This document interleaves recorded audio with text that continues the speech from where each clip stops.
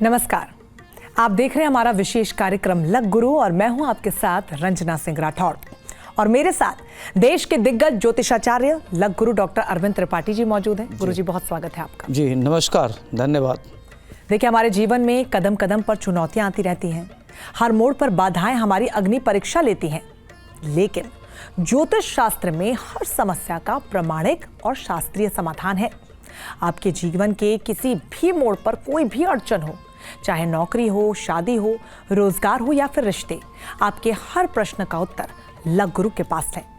इसलिए देश भर से दर्शक हर रोज बड़ी संख्या में अपनी जिंदगी से जुड़े सवाल हमें भेज रहे हैं और लग गुरु ज्योतिष शास्त्र के अनुसार उनका समाधान भी प्रस्तुत कर रहे हैं। तो गुरुजी चलिए सवालों का सिलसिला शुरू करते हैं। सबसे पहला सवाल लेते हैं जो कि हमें भेजा है श्वेता राय जी ने। जी गुरुजी नमस्कार। गुरुजी मेरा नाम श्वेता राय है। मेरी जन्म तिथि 9 जुलाई 1999 है। मेरे जन्म का समय 8:41। गुरुजी मेरा जन्म स्थान वाराणसी यूपी है। गुरुजी मेरा प्रश्न आपसे ये है कि सरकारी नौकरी के लिए परीक्षा दी है और मुझे सफलता कब मिलेगी? देखिए श्वेता, आपका जन्म सिंह लग्न का, लग्न में आपका शुक्र है। तो इस तरह के लोगों का व्यक्तित्व आकर्षक और प्रभावशाली होता है। लोग देखने में बड़े गुड लुकिंग होते हैं और कोई भी अगर इनकी प्लानिंग होती तो इम्प्लीमेंट कर लेते हैं। तीसरे भाव में तुला राशि का मंगल है जो व्यक्ति को पराक्रमी बनाता है, परिश्रमी बनाता है और इस तरह के लोग सेल्फ मेड होते हैं। छठे भाव में मकर राशि का केतु, हेल्थ को लेकर के अलर्ट रहने की जरूरत है। नौवें भाव में मेष राशि का शनि, चंद्रमा, गुरु, गज केसरी योग बना रहा है। नेम फेम मिलेगा, सम्मान मिलेगा आपको और इस तरह के लोग बड़े भाग्यशाली होते हैं। 11वें भाव में मिथुन राशि का सूर्य आपको आय के जरिया को बढ़ा देगा। 12वें भाव में आपका कर्क राशि का ये बुध और राहु है जो खर्चा बहुत कराता है। वर्तमान में आपका राहु की महादशा में गुरु का अंतर चल रहा है जो 2-3-27 तक चलेगा। पुनः 5 अक्टूबर 25 से लेकर के 2-3-27 तक का जो कालखंड आपकी लज्जा है, इस बीच में अगर आप कोई भी प्रतियोगी परीक्षा का एग्जाम देते हैं तो आपको सफलता मिलेगी। स्वास्थ्य पर थोड़ा ध्यान रखना है और एकाग्रता के लिए मोती धारण करें, ओम सोम सोमाय नमः मंत्र का जप करें। गुरुजी नेम और फेम का जिक्र आपने किया है। जो लोगों के पास पहले से नेम फेम है, चाहे वो एक्टर्स हो, पॉलिटिशियंस हो और कई ऐसे क्षेत्र होते हैं जी, ऐसे लोग क्या करें कि वो बना रहे, क्योंकि डर कहीं ना कहीं लगा ही रहता है कि कभी कुछ गलती ना हो जाए। देखिए रंजना, नेम फेम का जो कारक ग्रह होता है सूर्य और शुक्र से भी नेम फेम मिलता है। तो ऐसे लोगों को क्या करना चाहिए कि सूर्य की आराधना करना चाहिए, माणिक्य धारण करना चाहिए और डायमंड धारण करना चाहिए। इससे नेम फेम सम्मान मिलता है। जी चलिए अगला सवाल ले लेंगे गुरुजी जो कि हमें भेजा है नीलम राव जी ने। जी गुरुजी मेरा नाम नीलम राव है। मेरा जन्म 29 जून 1991 को रात 9:21 पर हुआ है। गुरुजी मैं अमराबाद तेलंगाना की रहने वाली हूँ। मेरा प्रश्न है, मेरी हेल्थ ठीक नहीं रहती, मुझे संतान कब होगी? नीलम, आपका जन्म सिंह लग्न का है। लग्न में आपका जो सिंह लग्न है और आपके जो 5वां भाव है उसमें धनु राशि का राहु बैठा हुआ है।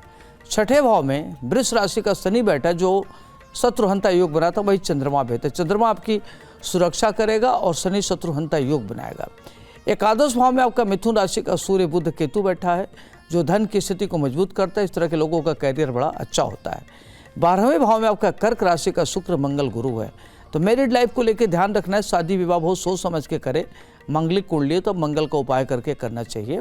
1 अगस्त 25 से हेल्थ में सुधार होगा, वो हेल्थ के लिए ठीक है।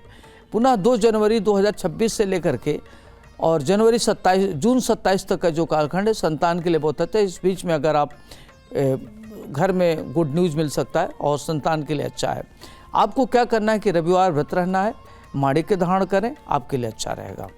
अलग अलग सवालों के जवाब में, उत्तरों में आपने स्टोन्स पहनने के लिए अलग अलग कहा है। तो ये जो स्टोन्स हम पहनते हैं गुरुजी, इसका अर्थ क्या होता है? क्या इससे फर्क देखने को मिलता है और क्या सिर्फ पॉजिटिव ही फर्क होता है, क्या कभी नेगेटिव भी हो सकता है? देखिए रंजना, स्टोन्स की भूमिका बहुत महत्वपूर्ण होती है। जो हम स्टोन्स पहनते हैं उसमें निकलता अल्ट्रावायलेट रेज और हमारे ऑरा मंडल के रेज को, दोनों की रेज जब प्रभावित होती है तो हमारे पूरे व्यक्तित्व को प्रभावित करता है स्टोन्स। तो स्टोन से जो हमारे नेगेटिव ऊर्जा है उसको ये प्रभावित करता है और पॉजिटिव डायरेक्शन में फल को देता है और हमारी कुंडली को ठीक करता है। तो स्टोन्स की बड़ी भूमिका होती है। जिस ग्रह की दशा होती है, अगर उस ग्रह का स्टोन्स पहनना हो तो अच्छा होता है। छठे, 8वें, 12वें का स्टोन्स नहीं धारण करना चाहिए। और स्टोन जैसे सूर्य के लिए आप माणिक धारण कर सकती हैं, चंद्रमा के लिए मोती होता है, मंगल के लिए मूंगा होता है, बुध के लिए पन्ना धारण करना चाहिए, बृहस्पति के लिए पुखराज धारण करना चाहिए, और शुक्र के लिए हीरा धारण करना चाहिए, और शनि के लिए नीलम धारण करना चाहिए, और राहु के लिए गोमेद, और केतु के लिए कैटसाइट। सबके अलग अलग स्टोन्स होते हैं, लेकिन कभी भी अपनी कुंडली दिखा के अगर कोई ज्योतिष राय दे उसके हिसाब से स्टोन धारण करें, क्योंकि स्टोन कई बार अगर प्रतिकूल है तो आपको नुकसान भी पहुंचा सकता है।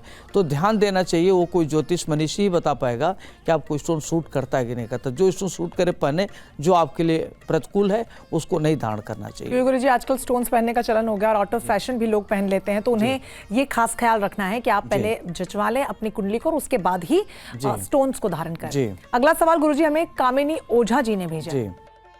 गुरुजी, मेरा नाम कामिनी ओझा है। मेरी जन्म तिथि 4 अप्रैल 1994 है। मेरा जन्म का समय 9:25। मेरा जन्म स्थान कोलकाता है। गुरुजी, मेरा प्रश्न आपसे ये है कि मेरी शादी कब तक होगी और मेरी मैरिड लाइफ कैसी रहेगी? देखिए कामिनी, आपका जन्म वृष लग्न का है और लग्न में केतु है। तो इस तरह के लोगों के पास बड़ा विजन होता है, आइडिया होती है, दूरदर्शी होते हैं।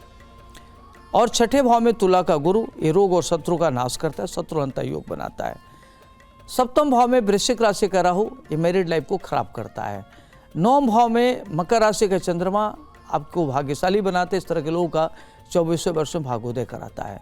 10वें भाव में कुंभ राशि का मंगल बुध शनि बैठा हुआ है, तो आपके धन की स्थिति को ठीक करेगा। इस तरह के लोग अपने कर्म क्षेत्र में काफ़ी आगे जाते हैं, प्रतिष्ठित होते हैं। 12वें भाव में आपका मेष राशि का शुक्र जो धन की स्थिति को मजबूत करेगा, देश विदेश की यात्रा कराएगा।